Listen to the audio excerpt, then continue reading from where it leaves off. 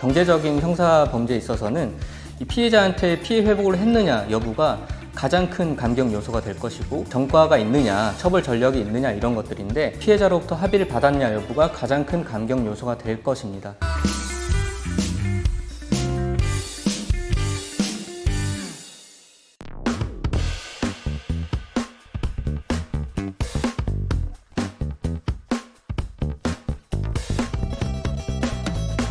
네, 물론 감경될 수가 있습니다. 특히나 이렇게 피해를 회복하는 것, 피해금을 다시 피해자한테 회복을 시키고 피해자의 합의를 구하는 것이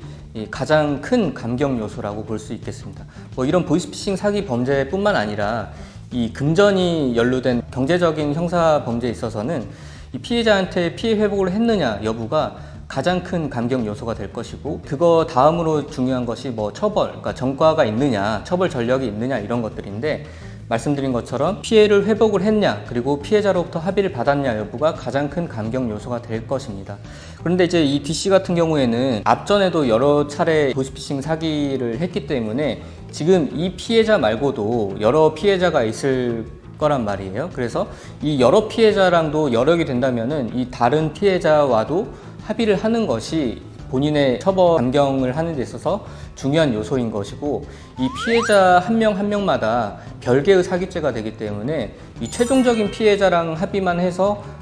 형이 굉장히 감경될 것이다 라고 기대하는 것보다는 모든 피해자, 그러니까 드러난 모든 피해자와 합의를 하는 것이 가장 좋은 방법이다 라고 보시면 될 것 같습니다.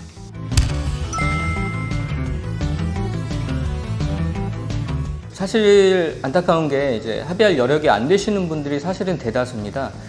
왜냐하면 이 경제적으로 힘들기 때문에 이렇게 알바를 하게 되는 거거든요. 그래서 이제 직장을 가지고 계신 분들도 요즘 코로나다 이런 것 때문에 직장이나 이제 자영업이나 이런 것들이 안 되어서 이제 알바에 뛰어드는 것이고, 그래서 좀 경제적인 여력이 안 되신 분들이 이렇게 알바를 하다가 보이스피싱 사기책으로 연루가 되는 것이기 때문에, 보통 이렇게 합의가 되는 경우는 어떤 경우냐면은 사실은 본인은 여력이 없고 이 주위에서 가족이 알게 됐을 때 그 가족이 도와줘서 합의를 하게 되는 경우가 많거든요. 그래서 이분 같은 경우도 주위에 여러 친지나 가족들한테 도움을 청해 보시는 게 가장 좋은 방법이고, 그래도 여력이 안 된다라고 하면은 합의는 사실은 불가능하게 될 것인데, 그래도 이제 피해자를 잘 설득을 해서 내가 전액을 합의를 할 수는 없지만은 여력 때문에, 근데 일부라도 절반이라도 혹은 3분의 1이라도 내가 하고 그 다음에 내가 여력이 되면은 또 갚겠습니다 라는 내용의 합의서도 충분히 작성을 할 수가 있거든요. 그래서